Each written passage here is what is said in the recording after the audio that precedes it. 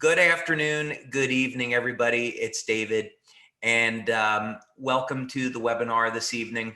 I hope that you're all doing well, and it's good to have everybody here.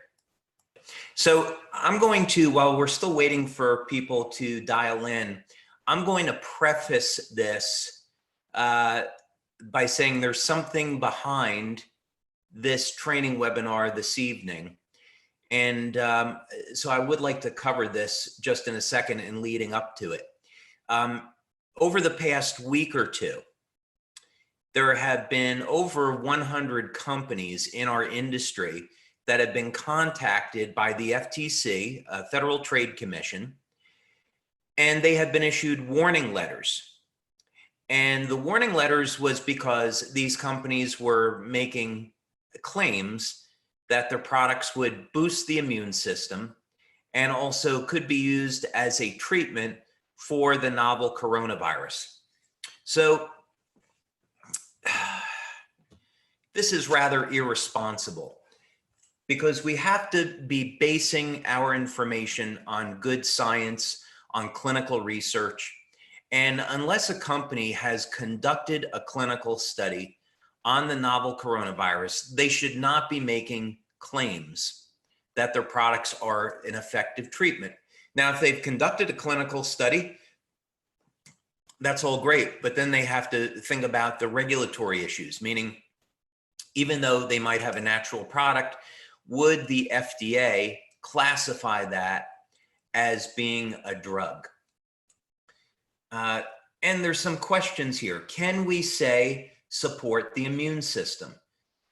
Well, this is a really good question because up until COVID-19, we could talk about products like glutathione, and we could say glutathione is used to support the health of the immune system. It seems like the position the government is taking now is to say, wait a minute, if you're saying your product supports the immune system, what you're really saying is that your product's used to treat COVID-19. And so this is something that we really have to be careful about now, is how the government is going to be scrutinizing things. So we can take a word of caution. So given that the FTC has been issuing these warnings, I'm going to do something that is probably going to seem contradictory. I'm going to talk about the health of our immune system tonight. And I think you're going to enjoy this. I'm coming at this from maybe a different point of view than what you might be used to, but I hope that you enjoy the presentation, and it's going to be maybe a little bit longer than usual. So I just ask you to hang in there, and I'm going to stick around for a little bit longer tonight to answer any questions that you might have. So with that, it's at the top of the hour, and let's get started.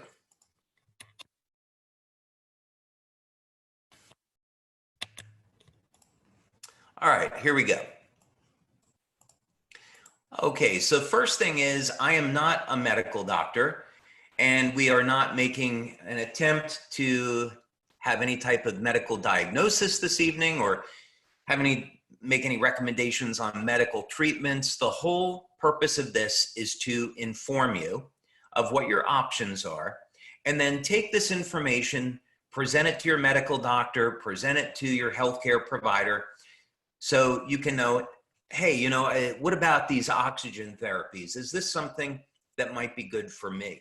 So it's just to make you aware about what's out there, some current scientific information that we can provide on these topics, and hopefully that will help to give you an informed decision about moving forward. So we are going to be talking about how to improve your immune response and maintain your immune response, if that would be the case.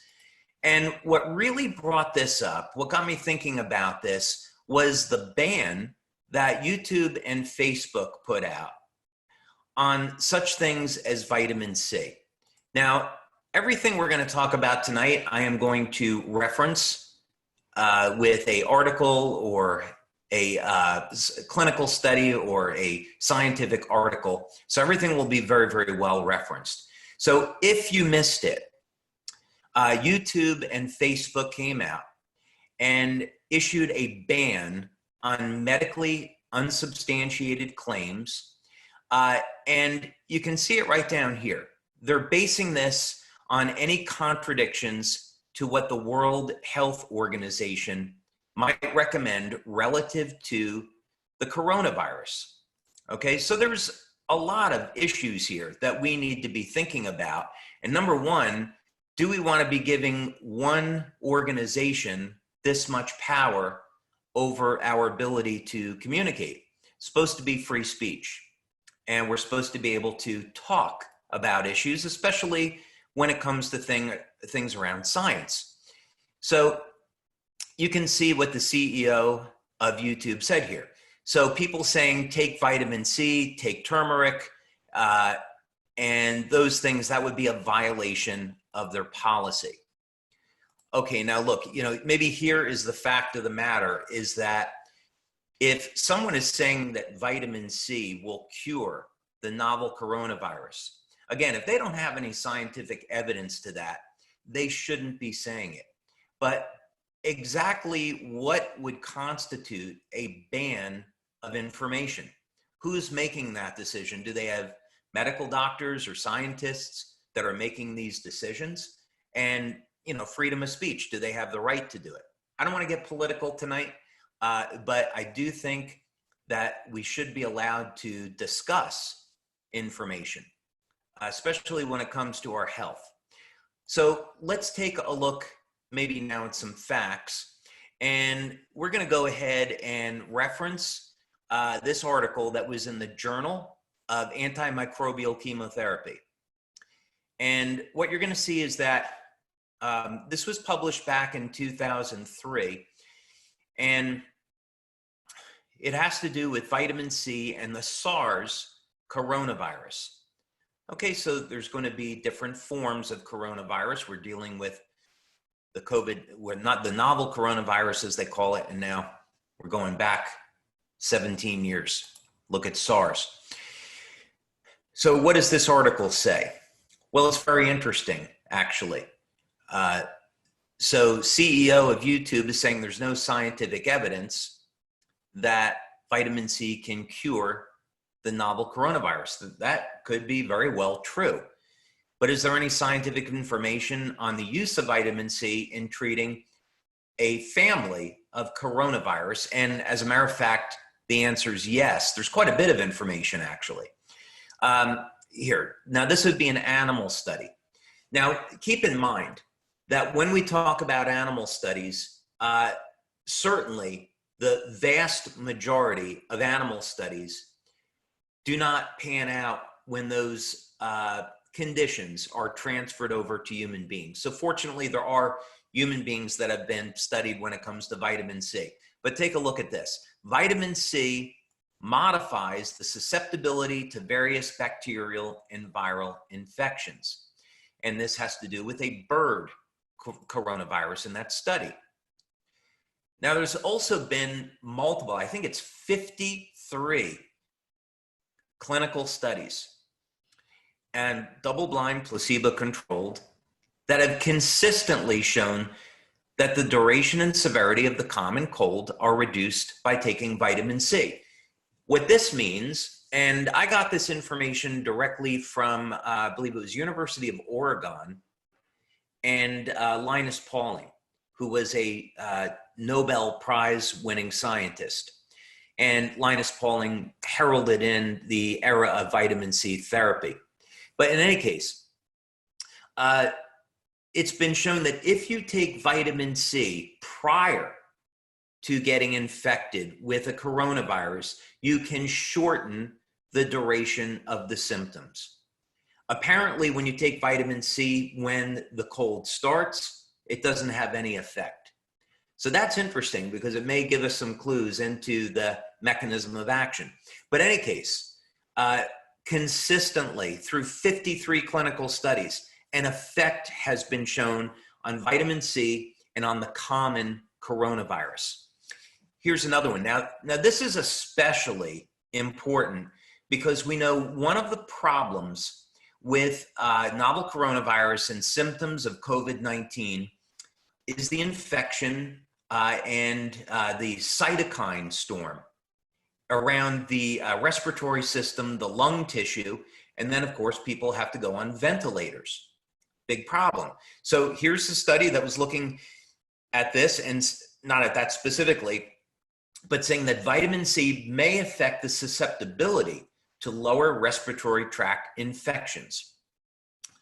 In this particular study, I don't know what under certain conditions means, but in any case, this is just to say, we can't make a blanket statement and say there's no medical or scientific information that vitamin C will have any effect on the novel coronavirus. We can't really say that.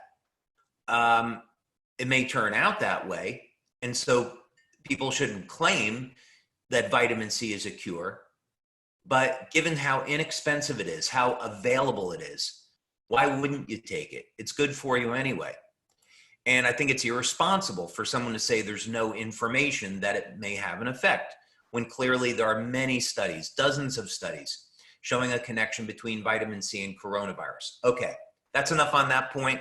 I don't want to sound like I'm on a soapbox, because this information is designed to give you some options on what you can do to support the health of your immune system. Now, first thing is, let's create a foundation. And it's like building a house, right? We want to have a solid foundation, and then everything else is going to be strong and stable. So the first thing is, look to get 7 or 8 hours of sleep. If you can get a minimum of 6, I suppose that's okay. But really you want to shoot for 7 to 8 hours of sleep. And this is a well-substantiated way of supporting the health and function of your immune system. We know that when people have a poor diet and they're not getting all of their nutrition, immune function is not really going to be optimum. Exercise, regular exercise, is a wonderful way to improve the health of the immune function. The funny thing is that if you exercise too much, let's say you do intense exercise for more than 40, 45 minutes, you're going to start depleting the antioxidant system, and then this can really lead to some problems. So be aware that when it comes to exercise, more is not necessarily better. Okay, of course, hydration is important. And then a big one is stress reduction. So any type of product or method like Qigong, Tai Chi, meditation, that will reduce stress is going to go a long, long way at supporting the health of the immune system. So reducing the stress in your life is super important. Okay, and by the way, I've been drinking water all day, so I'm going to have some iced tea, just so you know what that is. All right, here's something else that's important. This is great news, because here is an article that's out, not that one. Here's an article that's out showing the connection between vitamin D and mortality rates of COVID-19. Now, this is super important, and this should provoke some interesting thought. Now, first of all, this is a research team at Northwestern University, and you can see that this data was collected from across the globe: China, France, Germany, Italy, etc. Okay, so we have a large cross-section of data. I don't know how many patients they looked at here, but in any case, what was discovered is that when people had a lower amount of vitamin D in their body, they were more likely to die from coronavirus. Now, bear in mind, it's something like 88 or 90% of the people that died were in a very particular risk category, meaning that these individuals had a pre-existing health condition like cancer, heart disease, diabetes. So their immune systems were already compromised. Now, this is going to lead us to some questions about exactly how does vitamin D do this, and we are going to talk about that. But I want you to stop and think about this for a moment, because we've been told to go inside and shelter in place. Now, I can understand the reason behind this, that we want to limit contact with others. This doesn't give people that are healthy and strong an opportunity to adapt to the viral infection. But in all fairness, to all the governments around the world, when this first started out, of course, we were being told here in the United States there was going to be between 1 million and 2 million people that were going to die. So probably sheltering in place at that point in time made sense. In any case, going inside, though, reduces our ability to elevate our vitamin D naturally. So this leads us with some options. We can, of course, supplement, and let's say 5,000 IUs per day might be a good amount. Again, talk to your doctor about that. Dr. Norm Shealy, who's a medical doctor and neurosurgeon, we've done multiple clinical studies with, when he has patients that have some type of infection, he'll give them as much as 50,000 IUs per day for a short period of time. I wouldn't recommend that, by the way. For a regular health and wellness program, from my perspective, the data around 5,000 IUs per day is pretty good, but you should have a medical doctor that's a clinical nutritionist take your vitamin D levels and determine that for what's best for you. Now, also, there are lamps that will elevate vitamin D. But let's stop back here and think about this. Depending on your belief systems, and I don't want to necessarily offend anyone's belief systems, but let's say human beings have been around for at least thousands of years, okay? At least thousands of years. And during that time, human beings did not have access to modern drugs, to vitamin supplements, etc. And the human race survived. And we would not have been able to survive unless our immune systems were able to adapt to different types of bacterial and viral infections. And certainly, I mean, there's examples of plagues, that wiped out a huge number of people. So I'm not knocking modern medicines by any stretch, but I'm just saying that the human race would not be around today unless we were able to adapt to new threats. And part of nature's system for protecting us happens to be vitamin D. So we should be getting outside and getting sunshine. Now, what is it about vitamin D actually? And I love this because, our products work with light, and vitamin D is elevated in the body with light. So I do love that connection. But let's take a look here. And again, this is all going to be fact-based. So let's look at this Journal of Investigative Medicine and the connection between vitamin D and the immune system. And here it is. What's so interesting is that vitamin D will modulate the response of the immune system. So, in other words, we get some type of new threat. So in this case, it's the novel coronavirus. When we have elevated levels of vitamin D, our immune system is able to function better and adapt to this new threat, and then, of course, attack and destroy the invading virus. Vitamin D also has anti-inflammatory properties. So you can imagine that in something like the novel coronavirus, having an anti-inflammatory would be beneficial.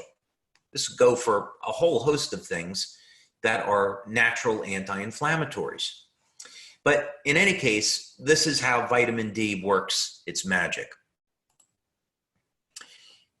By the way, I'm going to go through this. I see that a number of you are raising your hand. I'm going to finish up the presentation, and then I promise I'll get to your questions. All right, now here's one that's also super exciting. And this comes from an article talking about how researchers have discovered how the body kills the coronavirus. So obviously, not everyone that gets infected dies. So what's going on here? Bottom line, the research proves that the human body can become immune to the virus. Okay, but it's still not clear how long the immunity lasts. In other words, someone has the infection, their immune system destroys it, and then they could become infected again. What's the severity the next time around? I don't think anybody really knows the answer to that. So this is really important because first of all, it's our own immune cells that are adapting and killing the novel coronavirus. Now, it could be that people with a compromised immune system need some type of medical intervention. But the good news is that for the vast majority of us, that may not be necessary. And of course, has been reported on the news, there are people that are walking around that were infected and didn't even know it. So that's good news. All right, now here's going to be something here that you're probably not aware of because this just came out in March, but there's a connection between the stem cells and the immune system, and it's so interesting. First thing is, let's keep in mind that every cell in the body, the immune cells included, originate as stem cells. And in this particular case, we're talking about stem cells that originated in the bone marrow. And these MSCs, mesenchymal stem cells, this is very, very interesting. What happens is that they keep a memory of an infection so that if you had the coronavirus and your immune system was able to destroy it on its own, and then you got reinfected, the stem cells held a memory of that infection. And the next time around, what should happen is that the immune system responds more quickly so that your symptoms would not be as severe. So that's something new that's being learned about stem cells now, and the rather surprising connection to the immune system. It's really fascinating. All right, now let's take a look at something else, and we're going to go over to Johns Hopkins here, School of Medicine, for a reference. So here's the website. And of course, you can find cells, the T cells and the B cells for the immune system all over the body. But what we want to take a look at, what are some things that we could do to support the immune function? Well, here we go. A huge proportion of your immune system is actually in your GI tract or your gut, says Dr. Peterson. Okay, wonderful. Well, what do we know about this? We know that there are any number of different things we can do to support the health of our intestinal tract. Number one, the foods that we eat, here we go, diet, become critically important. If we can include fermented foods, which have been known for ages to have health benefits, foods such as kombucha, sauerkraut, yogurt when it has active cultures, these are all natural sources of probiotics that can support the health of our immune system. Soluble fiber is an interesting one because it's food for the bacteria in your intestines. So consuming soluble fiber will lead to an increase in the bacteria, the healthy bacteria in your gut. And for those of you that want to look at supplementation, there are many. We've covered some of these on other webinars. But glutamine is known to significantly increase the number of immune cells in the body, and it's inexpensive. And of course, colostrum contains an amazing number of immune factors and helps the immune system modulate its response to disease. So colostrum is truly a wonder material. It's the first food that we have. All right, now another important component in the immune system is going to be the thymus gland. And in this article here by Dr. Barclay, what he states is that the thymus actually has a closer relationship with the immune system than with the endocrine system. So here would be your thymus gland right at the base of the throat. So the thyroid is up over here, thymus is below it. And actually, I was surprised to find out how many people had never heard of the thymus thump. This is a energy technique, and this will reset the energy flowing through the meridians of the body. And it's really simple to do. First of all, you're going to think of someone that you love. And then you're going to tap over the thymus. And then you're going to have a happy emotion so you can laugh. Thinking of the person that you love. And this will raise your energy through the thymus and improve the immune response. So in any case, that's a little bit esoteric for some people, and that's all fine. But what can we do biochemically to support the action of the thymus? Well, first thing is having a body that is free of things like heavy metals. We don't want to have mercury accumulate in our thyroid or our thymus. So having products that detoxify the body is going to be important. Antioxidants play a role in protecting the soft tissue of the thymus from damage. Vitamins and minerals. If we don't get them in our diet, we should supplement. Vitamins and minerals, especially the B vitamins. These are going to be important for formation of hormones in the thymus. And then here in the US, we can get glandular. So if you're really having a problem with your immune function, you can look at dehydrated or desiccated thymus. That's been a remedy for 100 years for boosting the function of the immune system.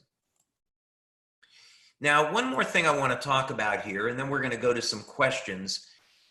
And we'll look at the Journal of Biomedical Science. And this has to do with oxygen therapies. And oxygen therapies, this is something that should be done in every hospital and clinic around the world as a first line of defense. Because it's been proven that hydrogen peroxide and ozone are deadly to bacterial and viral infections. And this is really the miracle here, is that our immune system, it's very complicated biochemically, so I'm trying to make this simple. But one of the results of the immune system attacking a virus is that reactive oxygen species are produced, and these include hydrogen peroxide and ozone. Well, you can get injections of peroxide and injections of ozone. You have to have a practitioner, by the way, that knows what they're doing. Otherwise, it's not safe. It's only safe when a qualified practitioner will administer it. But they're incredibly effective and safe therapies. As a matter of fact, hydrogen peroxide is water and oxygen. And you introduce that into the blood and it breaks down into water and oxygen. So it's completely non-toxic. Same with ozone, it breaks down into oxygen. So what's the problem with using it? Okay. So let's do a summary here, and then we are going to go to questions. So the first thing is, when you're looking at a program to support your immune health, you want to create a plan that's right for you. And this is nothing overly complicated. You think about, are you getting enough rest? Are you getting regular exercise? Are you having a diet that's going to support your immune health? Are you drinking enough water each day? And are you managing your stress? These are all really important things. Are you getting outside during the day so you can get your vitamin D? Or are you taking a supplement? Are you having foods that are going to support the health of your gut? Or do you have another strategy? What are you doing for your thymus? Are you detoxifying? Are you getting your vitamins and minerals? And then do you have a strategy if you get sick? Have you spoken with your doctor about the potential to use an oxygen therapy if it should become necessary? So, the good news here, I hope by sharing this information, which has all been fact-based, and I stayed away from making claims about any of the patches. We have loads of data that show the patches support immune health. What we don't have is any data to show that the patches will treat or cure the coronavirus. So we're not going to go there. It would be irresponsible, and we don't want to mislead anyone. But as you can see, this was all information from scientific journals or other sources, giving you options on what you can do to support your immune health. So anyway, I've talked plenty. So let's go ahead and see what kind of questions you've got here. Oh, there are a lot of questions.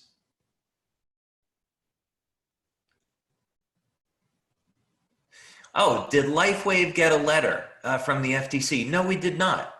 As a matter of fact, the FTC published a list of companies. doTERRA, for example, was one of them.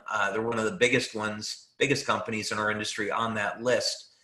They were making income claims, and they were also making therapy claims about their essential oils. But so there was, like I said, about over 100 companies in our industry. LifeWave did not receive a letter. We haven't made any violations. We've been very, very careful about that. Okay, are you ever going to have a patch for dry eyes? Well, I can't say that's something that we've researched. According to Eastern medicine, the health of the eyes are associated with the health of the liver. So one of the things that you could do is apply the energy patches to the top of the feet, to the liver 3 acupuncture points. You can simply go to Google, type in liver 3 acupuncture point, and you'll see it's on the top of the foot. If this was the foot, it would be kind of over there. Okay, so white on right, tan on left. Okay, my son had a transplant, and the doctors want his immune system kept low intentionally. Are there any patches that he can't use? Yeah, so this actually would be a concern for us because we haven't done a study. And of course, the patches are designed to improve the health of the entire body, immune system included. So if someone is on immunosuppressive drugs, they probably should not use the patches. We just simply don't know if the patches are okay for someone that has had an organ transplant. So that's where we're at with this.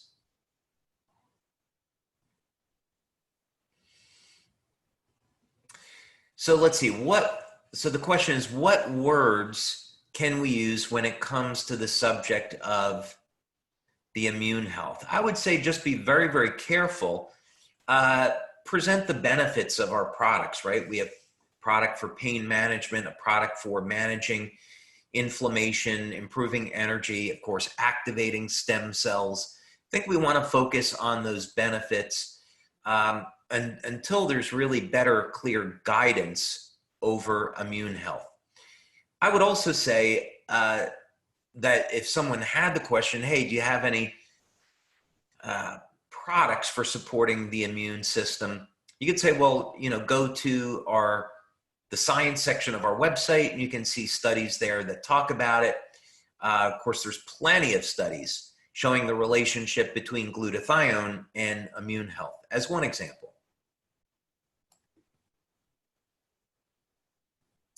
In your opinion, what is the best patch to use during meditation? Well, this is an interesting subject.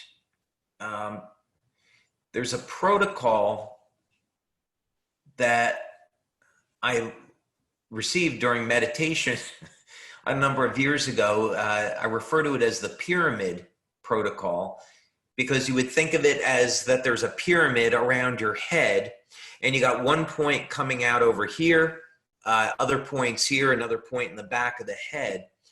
And so you would apply the energy patches. There would be a tan patch here, a white patch in the back of the head, and then white on right, tan on left on these points over here. They're rather tender when you press in on them. And then at the top of the pyramid, you go to the tip of the ear and then over to the top of the head. That would be an eon patch. Generally, now, that's a lot of patches. That's 2 sets of energy and a set of eon. That's an amazing protocol, by the way, for meditation. But if you just want a simple protocol, I would say the eon patch. And the reason is the eon patch produces stress reduction, and that makes it more conducive. Thank you very much for the kind compliment. Let's see, do we get access to these data slides for educating our patients? This webinar is being recorded and it's going to be posted to our YouTube channel. I am glad, well, to the member that is saying that you love the meditation and the tapping bit, knowing you the way that I do, I think this would be, once we get back to doing live meetings, that would be such a fun way of starting off a meeting, is with the Thymus thump. We focus on love and kindness and the people around us that we love, and happiness, and puts everybody in resonance with that. Oh, and yeah, greetings from New Zealand. I hope I get a chance to visit you someday. You were on my list, and I understand there's only travel now between New Zealand and Australia. So I hope New Zealand will open up to the rest of the world again.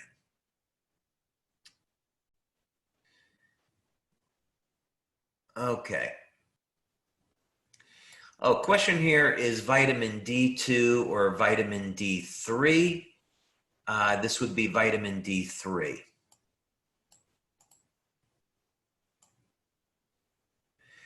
Okay, let's see. Question here about Australia and New Zealand on Alavita. Yeah, actually, Alavita was approved for sale in Australia. And we had expected to be shipping Alavita there. That was in our plans prior to the pandemic. So that, of course, threw a little bit of a wrench in the works on timing of things. But we did get approval on Alavita in Australia, and we definitely want to release Alavita there in the future.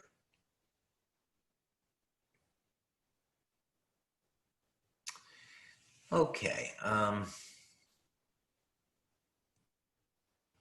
right, some people are recommending different patch placements for dry mouth. And would there be any other points for dry mouth? You know, that would be something I'd say speak with a acupuncturist about that. I can't think of anything offhand. If you wanted to try something, you could try auricular therapy, meaning just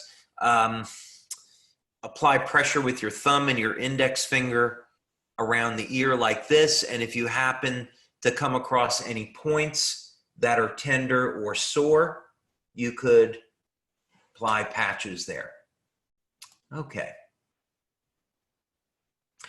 How do we boost metabolism for weight loss? Okay. How do we boost metabolism for weight loss? Boy, is this a big subject. I would say it's beyond the scope of what we've been talking about this evening. This would take about 30 minutes to kind of go through everything. It's not necessarily one simple answer. What I will say is that the FDA took off the market the one true thermogenic that worked. And this was the combination of mahuang or ephedra and aspirin caffeine. It was those three compounds stacked together. That was a true thermogenic where you could eat what you want, not exercise, and you would literally turn body fat into heat. That absolutely worked. That was taken off the market. So other than using stimulants, everyone is also going to be very different with this. So the general approach, of course, that you would hear is, okay, first you look at your diet. So I'm a big fan of intermittent fasting. You'd have to work with a consultant that would be designing a program for you. Are you going to go with a ketogenic diet? Or are you going to go with high protein, moderate fat, low carb? There's many, many different strategies here. And then clinically, medical doctors will say there are some people that just do not lose weight no matter what you do. Now, there are some clues for this, by the way. And again, maybe I'll cover this another night. There's some clues to this, by the way, and it has to do with something that most of you wouldn't suspect, and that is fluoride. You want to get the fluoride out of your life. Get it out of the water that you drink and the toothpaste that you use, because fluoride can replace iodine in the thyroid and completely disrupt your ability to make T3 and T4. There's other factors as well. Iodine deficiency is rampant, by the way. And so sometimes having an iodine supplement can help boost T3 and T4. There's all sorts of things. When we talk about weight loss and metabolism, it really needs to be customized for the individual based on their circumstances. So I'd say work with a medical doctor that's a clinical nutritionist or someone that's a therapist that you really trust. All right, so many questions now.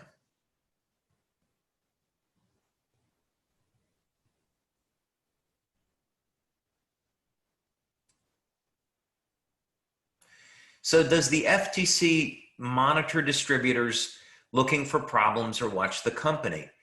Well, yeah, the FTC is going to monitor everyone in our industry. They have software that's going to crawl the internet and look for companies making claims that they shouldn't make. And so this is why it's very important for LifeWave to have a compliance department and to monitor these things and to issue compliance letters when people are making claims that they shouldn't be making. So we want to protect this for everyone.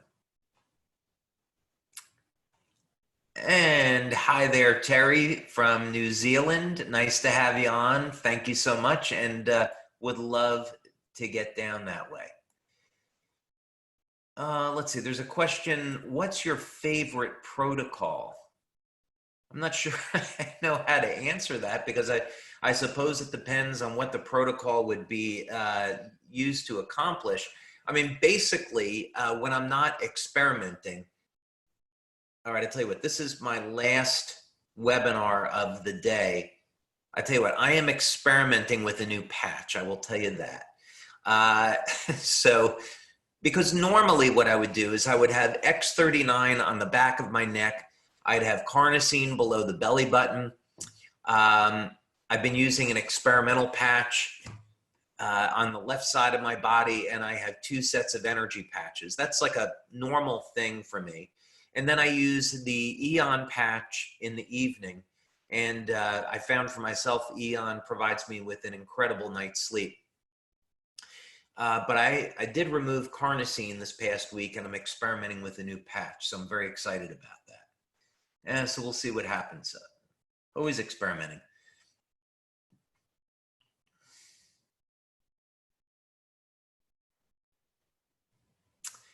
And I see we have some members calling in from the Philippines. Great to have you here. I love the Philippines. I would love to be over there right now in May and get my hands on some amazing Philippine mangoes and coconut milk and mangosteens. And of course, the people are amazing. Love the Philippines. Can't wait to get back. And right about now, we would have been on our tour in Asia. So look forward to getting back there.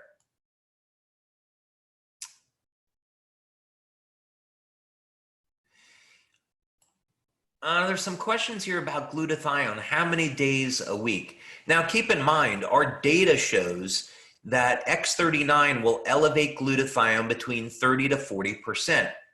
Now, the glutathione patch is way, way higher than that.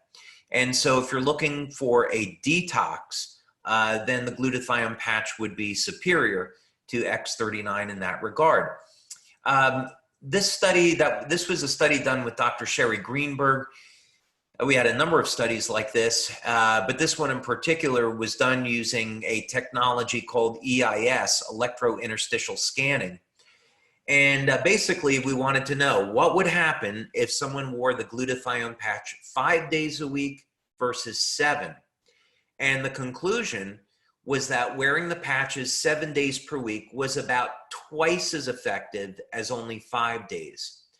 And the conclusion that you might reach from that would be that there's so many toxins that we take into the body through the air, the food, that we have to constantly be protecting our bodies. That's really the conclusion that we came to. So it doesn't necessarily mean that you'd have to use glutathione every day, but if you're using a patch like Eon, glutathione, X39, any one of those are going to elevate glutathione and help to protect your body. Just that glutathione for detox is way more powerful. We are currently not in India, but hoping to be there someday.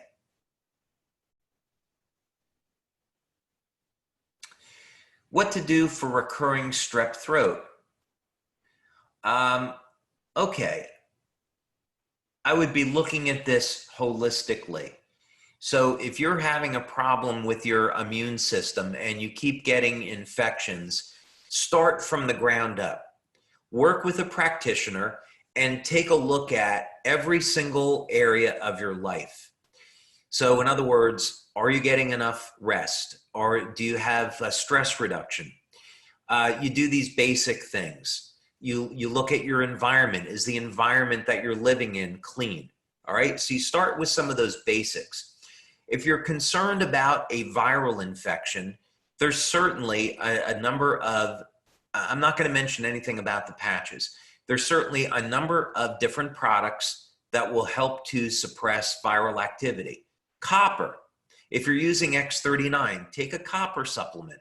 Copper has known antiviral activity.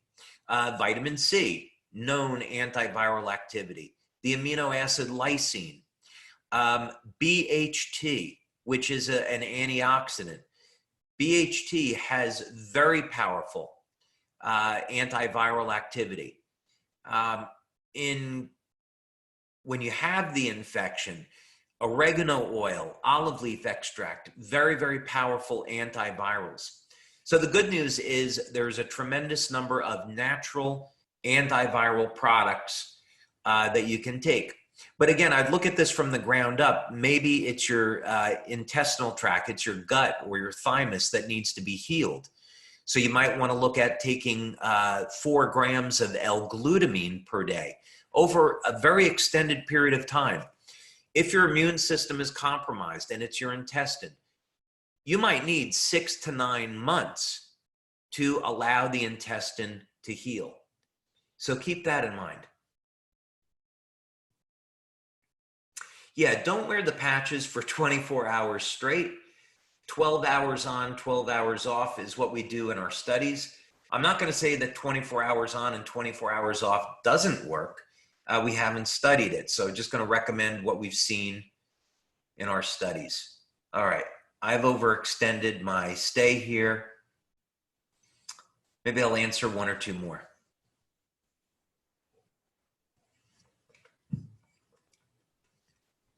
If 5G affects our immune system, how do you recommend we support ourselves?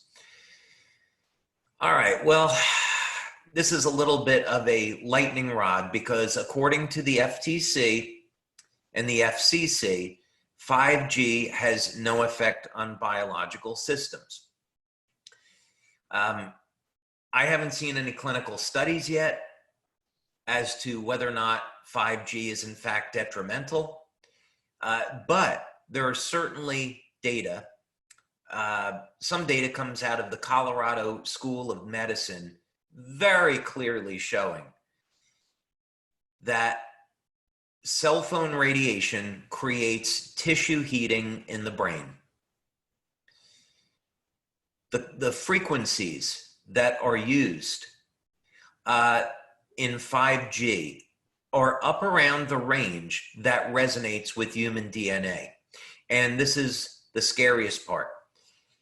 And of course, what we're told is, oh, you know, it doesn't matter. The amount of energy is so small, it's not going to affect anything. Really? Okay. Well, the patches, for one, use picowatts of power to stimulate reactions in the body.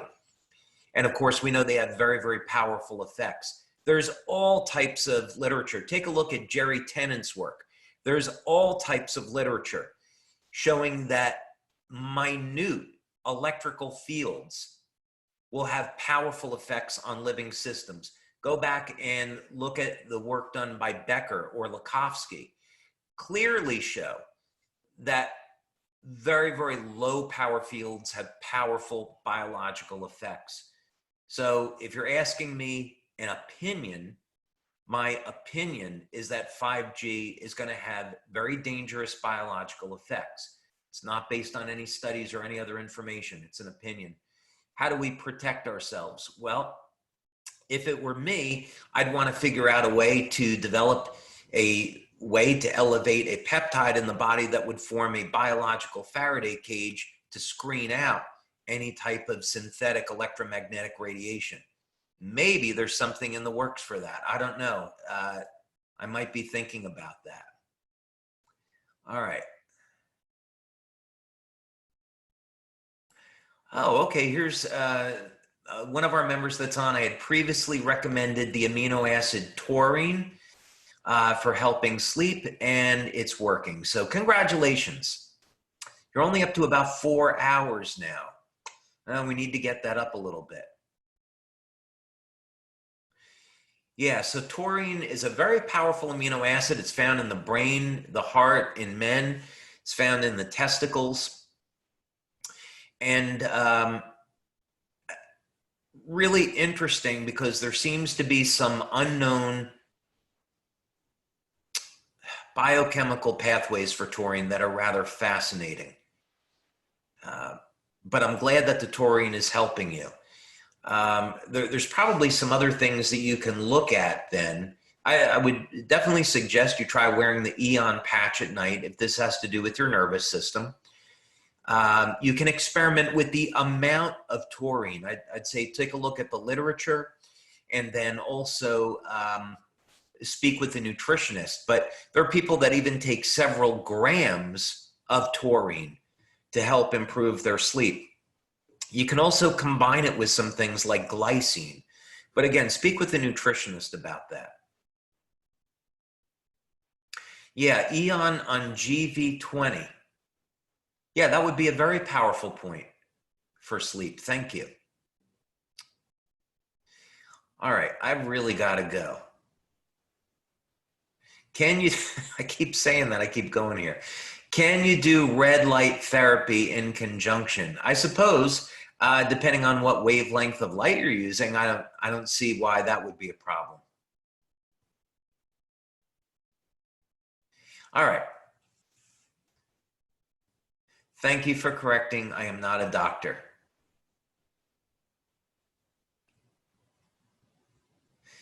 Okay.